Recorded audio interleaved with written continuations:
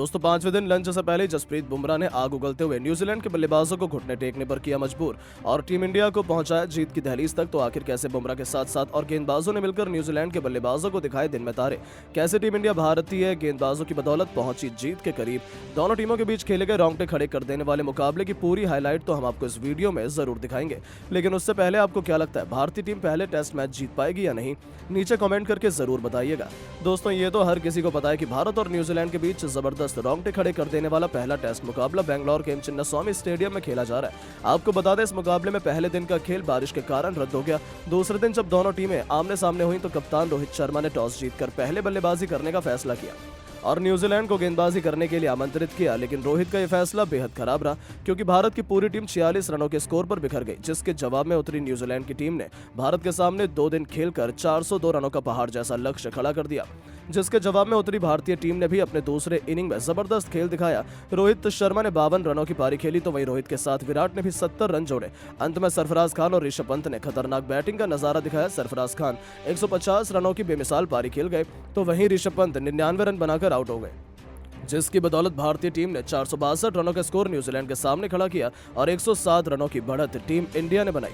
चौथे दिन का खेल यहीं पर समाप्त कर दिया गया। 5वें दिन का इंतजार हर किसी को था क्योंकि ये दिन दोनों टीमों के लिए बेहद ही महत्वपूर्ण है। जहां टीम इंडिया को जल्द से जल्द विकेट निकालना है तो वहीं न्यूजीलैंड को 107 रन बनाकर मुकाबला जीतना है, लेकिन 5वें दिन बारिश के कारण मुकाबले में थोड़ी देरी हुई, लेकिन फिर दोनों टीमें आमने सामने हुई। बल्लेबाजी करने मैदान पर टॉम लेथम के साथ कॉनवे आए, वहीं भारत की तरफ से गेंदबाजी करने आए जसप्रीत बुमराह अपनी गेंद से न्यूजीलैंड को काफी परेशान कर रहे थे। तभी ओवर की अंतिम गेंद पर बुमराह ने टॉम लेथम को एलबीडब्ल्यू कर पवेलियन का रास्ता दिखा दिया और भारतीय टीम को पहली सफलता मिल गई। न्यूजीलैंड का अभी तक खाता भी नहीं खुला था, लेकिन विकेट गिर चुका था, लेकिन एक तरफ से कॉनवे मैदान पर टिके हुए थे, उनका साथ देने के लिए बिल यंग आए। वहीं भारत की दूसरी तरफ से ओवर लेकर आए मोहम्मद सिराज खतरनाक गेंदबाजी का नजारा दिखा रहे थे।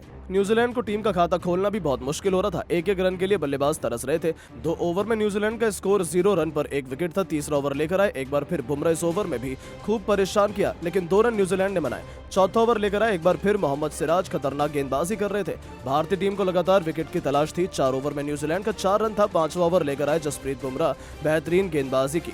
5 ओवर में न्यूजीलैंड का स्कोर केवल 8 रनों तक पहुंच पाया। टीम इंडिया मैच में हावी धीरे धीरे हो रही थी, पकड़ मजबूत कर रही थी। कप्तान रोहित शर्मा को लगातार विकेट की तलाश थी, लेकिन ये दोनों बल्लेबाज भी संभल कर बल्लेबाजी कर रहे थे। ऐसी कोई गलती नहीं कर रहे थे जिससे उन्हें अपना विकेट गंवाना पड़े। सिराज और बुमराह खतरनाक गेंदबाजी कर रहे थे, न्यूजीलैंड के बल्लेबाजों को खूब परेशान कर रहे थे।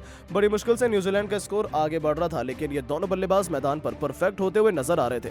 भारतीय गेंदबाजों का डटकर सामना कर रहे थे। 8 ओवर में न्यूजीलैंड का स्कोर 13 रनों तक 1 विकेट पर पहुंच चुका था। भारत की तरफ से 9वां ओवर लेकर आए, एक बार फिर जसप्रीत बुमराह, लेकिन इस ओवर में डिवॉन कॉनवे लगातार 3 चौके जड़कर बुमराह की जमकर कुटाई कर दी और अपनी टीम के स्कोर को 21 रनों तक पहुंचा दिया। न्यूजीलैंड का स्कोर तेजी से आगे बढ़ना शुरू हो चुका था। मैच में पूरी तरह से न्यूजीलैंड धीरे धीरे हावी हो रही थी।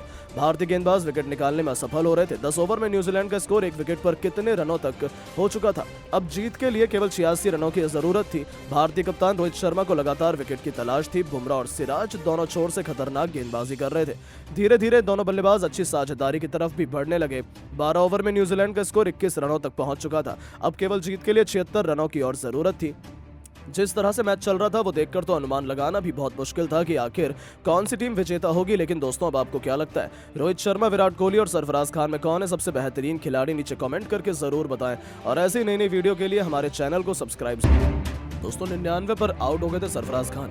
हलक में फंस गई थी करोड़ों हिंदुस्तानियों की जान। बीच मैदान में ऋषभ पंत ने कर दिया कुछ ऐसा कि रोहित कोहली से लेकर खुद सरफराज भी अपनी हंसी को रोक नहीं पाए थे। तो आखिर क्या था वो मोमेंट जब अपना विकेट गंवाने से बाल बाल बचे सरफराज? वो फनी मोमेंट तो हम आपको दिखाएंगे जिसे देखकर आप भी लोटपोट हो जाएंगे, लेकिन उससे पहले यदि आप भी सरफराज की सेंचुरी से खुश है तो वीडियो को दिल से एक लाइक और चैनल को सब्सक्राइब करना बिल्कुल न भूलें। दोस्तों बेंगलोर के मैदान पर युवा खिलाड़ी सरफराज खान अपनी छाप छोड़ गए हैं। तीसरी पारी में विराट कोहली के साथ 150 रनों से अधिक की साझेदारी करने वाले सरफराज खान का बल्ला चौथे दिन भी जमकर गरजा और इस खिलाड़ी ने मैदान में आते ही न केवल अपने बल्ले से तूफानी शतक जड़ा बल्कि इतिहास के पन्नों में अपना नाम सुनहरे अक्षरों में भी लिखवा लिया। लेकिन दोस्तों आपको पता है कि वो अपनी सेंचुरी पूरी नहीं कर पाते, बल्कि उससे पहले ही वो ऑलमोस्ट आउट हो गए थे। जी हां दोस्तों, ये मोमेंट हुआ पारी के 56वें ओवर में। गेंदबाजी लेकर आए थे मैट हेनरी। उनकी पहली गेंद पर सरफराज खान ने तेजी से दौड़कर सिंगल तो चुरा लिया, लेकिन इसी दरमियान उन्होंने 2 रन लेना चाहा। वो बहुत तेजी से दौड़ पड़े, लेकिन ऋषभ पंत उनकी तरफ देख नहीं रहे थे। तभी सरफराज ऋषभ पंत को चिल्लाते हैं और पंत भी उन्हें देखकर दौड़ने लगते हैं, लेकिन यहीं पर दोनों से बड़ी गलती हो जाती है। फील्डर ने गेंद तब तक पकड़कर थ्रो कर दी थी। ये देखकर सरफराज अचानक से बीच क्रीज में रुक जाते हैं। दोनों खिलाड़ी बीच में फंसे हुए थे। ऐसा लगा कि कोई ना कोई तो जरूर रन आउट हो जाएगा, लेकिन किस्मत अच्छी रही कि तेजी से ऋषभ पंत दौड़कर क्रीज में पहुंच गए और फील्डर को उन्हें रन आउट करने का मौका नहीं मिला। नहीं तो आज कोई बड़ी अनहोनी हो जाती थी। इन दोनों के बीच हुई ये भारी कंफ्यूजन देखकर तो जहां न्यूजीलैंड के खिलाड़ी उदास थे क्योंकि उन्हें विकेट नहीं मिला था, तो वहीं पूरा भारतीय मैनेजमेंट ठहाके लगाकर हंसने लग गया था। आखिर हो भी क्यों ना, ये मोमेंट था ही इतना शानदार जहां सेंचुरी जल्दी बनाने के चक्कर में सरफराज ने ऑलमोस्ट खुद को रन आउट कर लिया था। रोहित से लेकर गंभीर और कोहली भी अपनी हंसी को रोक नहीं पाए। हालांकि उसके बाद तुरंत सरफराज ने अपनी सेंचुरी पूरी कर ली और सबका दिल जीता। लेकिन ये मोमेंट तो अब तेजी से वायरल हो रहा है और लोगों के बीच खूब पसंद भी किया जा रहा है। तो दोस्तों, सरफराज की सेंचुरी को अब 10 में से कितने नंबर देंगे, अपनी राय नीचे कमेंट करके जरूर बताएं और ऐसी शानदार खबरों के लिए चैनल को सब्सक्राइब जरूर करें। धन्यवाद। दूसरे दिन तूफान की तरह गरजे सिराज और बुमराह। गेंद नहीं बल्कि आग के गोले बरसाते हुए मचाया ऐसा तांडव। न्यूजीलैंड के बैटिंग क्रम की धज्जियां उड़ाते हुए पूरी दुनिया को कर दिया हैरान। तो आखिर कैसे सिराज और बुमराह की खौफनाक गेंदबाजी के आगे तहस नहस हो गया न्यूजीलैंड का पूरा बैटिंग क्रम। कितने रनों पर सिमट गई न्यूजीलैंड। कैसे सुबह सुबह 2 ओवर में ही भारतीय गेंदबाजों ने पलट दिया मैच का पूरा रुख। इस रोंगटे खड़े कर देने वाले पहले टेस्ट के तीसरे दिन की दिल दहला देने वाली पूरी हाईलाइट का वीडियो तो हम आपको दिखाएंगे, लेकिन उससे पहले यदि आप भी सिराज और बुमराह के फैन हैं तो हमारी इस वीडियो को दिल से एक लाइक और चैनल को सब्सक्राइब करना बिल्कुल न भूलें।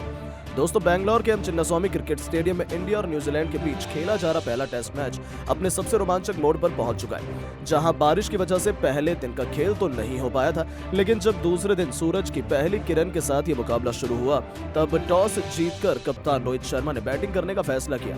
लेकिन ये उन्हें इतना भारी पड़ेगा इसका अंदाजा किसी को भी नहीं था। मुकाबले में भारतीय टीम की भी तेज गेंदबाजों के सामने बेबस नजर आई। की भी तेज गेंदबाजों ने ओवरकास्ट कंडीशन की जमकर फायदा उठाया और भारत की पहली पारी को सिर्फ 46 रनों पर समेट दिया। भारत की ओर से विकेटकीपर बल्लेबाज ऋषभ पंत और यशस्वी जायसवाल ही दोहरे अंकों में पहुंच सके, वहीं 5 बल्लेबाज खाता भी नहीं खोल सके। ऋषभ ने 20 और यशस्वी ने 13 रनों का योगदान दिया। यहां तक कि रोहित, कोहली जैसे बड़े बड़े जाबाज भी आज पूरी तरीके से फ्लॉप नजर आए। न्यूजीलैंड की ओर से तेज गेंदबाज मैट हेनरी ने सबसे ज्यादा 5 विकेट चटकाए, वहीं लियम और ने 4 और टिम साउदी ने 1 विकेट हासिल किया।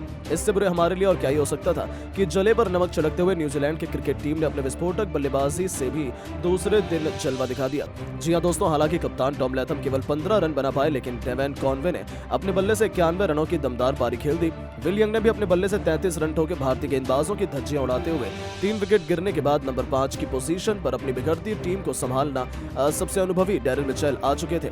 आते उन्होंने भी भारतीय गेंदबाजों का डटकर सामना करना शुरू किया। रचिन रविंद्र के साथ मिलकर न्यूजीलैंड को 150 रनों के पार पहुंचा दिया। न्यूजीलैंड की क्रिकेट टीम भारत पर 100 रनों से अधिक की लीड ले चुकी थी और दूसरे दिन इन दोनों ने इतनी कमाल की बल्लेबाजी करी कि टीम इंडिया को कोई और सफलता हासिल ही नहीं होने दी। यहां तक कि बुमराह भी उनके सामने पूरी तरीके से बेबस नजर आ रहे थे और दूसरे दिन का खेल खत्म होने तक न्यूजीलैंड ने 50 ओवर में 180 रन 3 विकेट के नुकसान पर बना लिए थे। रचिन रविंद्र 22 रन बनाकर नाबाद थे तो डेरी मिशेल ने 14 रनों का योगदान दिया। साथ ही साथ न्यूजीलैंड ने टीम इंडिया पर 134 रनों की लीड भी ले ली थी, जो टीम इंडिया के लिए खतरा बनता जा रहा था। अब तीसरे दिन टीम इंडिया के पास वापसी करने का एक ही रास्ता था। वहीं जब तीसरे दिन का खेल खत्म हुआ तब रचिन रविंद्र और डेरी मिशेल इसी सोच में थे कि अपनी टीम के स्कोर को जैसे तैसे कर करके 200 रन के पार लेकर जाया जाए। और दिन की पहली गेंद पर मोहम्मद सिराज का स्वागत रविंद्र ने चौका लगाकर किया था। उन्होंने अपने खतरनाक इरादों से टीम इंडिया को रूबरू करवा दिया था। वो तो आज दोबारा से तबाही मचाने आए हैं, लेकिन दोस्तों उसके बाद भारतीय गेंदबाजों ने भी जबरदस्त वापसी करी। दूसरी तरफ से जसप्रीत बुमराह ने गेंद नहीं बल्कि आग के गोले बरसाने शुरू कर दिए और फिर कुछ ऐसा हुआ जिसे पूरा क्रिकेट जगत कभी नहीं भूल पाएगा। जी हां दोस्तों, पारी का 55वां ओवर लेकर आए मोहम्मद सिराज को आड़े हाथों लेते हुए एक बार फिर मिशेल ने 5वीं बॉल पर चौका लगा दिया, लेकिन फिर ईंट का जवाब पत्थर से देते हुए अगली ही गेंद पर सिराज ने डेरी मिशेल को अपने जाल में फंसाया। गेंद उनके बल्ले का बाहरी किनारा ले गई और स्लिप में यशस्वी जायसवाल ने इस बार कोई भी गलती नहीं की। उन्होंने एक शानदार कैच लपककर टीम इंडिया को दिन की पहली सफलता दिला दी थी, जहां डेरी मिशेल 18 रन बनाकर पवेलियन लौट गए। उनके आउट होने के बाद अब मैदान में विकेटकीपर बल्लेबाज टॉम ब्लेंडल आए थे। उन्होंने भी आते ही बुमराह की गेंद पर चौका लगाकर अपना खाता खोल लिया था। तो दूसरी तरफ से तो रचिन रविंद्र का बल्ला एक बार फिर बोल रहा था। उन्होंने अपनी टीम को 200 रन के पार पहुंचा दिया, लेकिन अब बारी थी भारतीय गेंदबाजों के जलवा दिखाने की। इस बार सिराज के बाद 58वां ओवर लेकर आए जसप्रीत बुमराह ने टॉम ब्लेंडल को पवेलियन भेजकर आधी न्यूजीलैंड की क्रिकेट टीम को समेट दिया था। जहां ब्लेंडल केवल 5 रन बनाकर पवेलियन लौट गए। 58 ओवर में न्यूजीलैंड ने 204 रन बनाकर अपने 5 बल्लेबाज खो दिए थे। मैच में टीम इंडिया वापसी करती हुई नजर आ रही थी। अब मैदान पर न्यूजीलैंड की तरफ से 2 सबसे खूंखार खिलाड़ी रविंद्र के साथ ग्लेन फिलिप्स मौजूद थे। अब भारतीय टीम के पास मौका था जल्द से जल्द न्यूजीलैंड को समेटने का, लेकिन यह काम इतना आसान तो बिल्कुल भी नहीं था। ऐसे वक्त तेज गेंदबाजों की जगह रोहित ने अपने मास्टर प्लान में बदलाव किया। वो अपने सबसे बड़े हथियार स्पिन गेंदबाजों को ले आए थे। पारी का 61वां ओवर लेकर आए रविंद्र जडेजा ने भी आते ही अपना जलवा दिखाना शुरू कर दिया। हालांकि उन्हें विकेट तो नहीं मिला इस बार, लेकिन उन्होंने कोई रन भी इन दोनों